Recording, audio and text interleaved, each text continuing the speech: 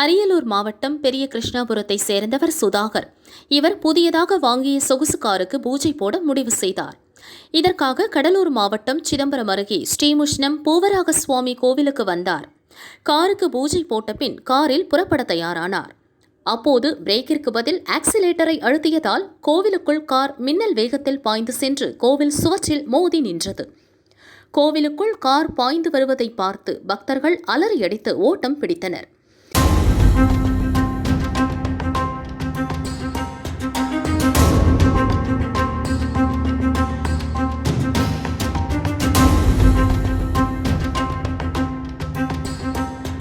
இந்த விபத்தில் சுதாகர் காயமின்றி உயிர் தப்பினார்.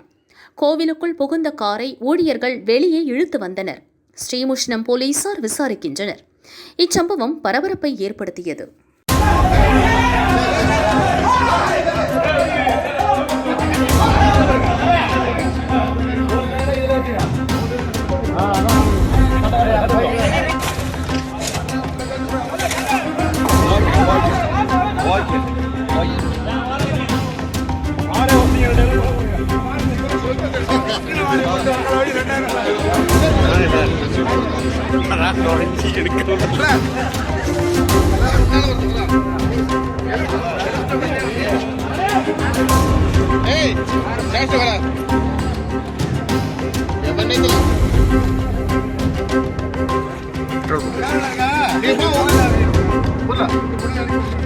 நாங்கள்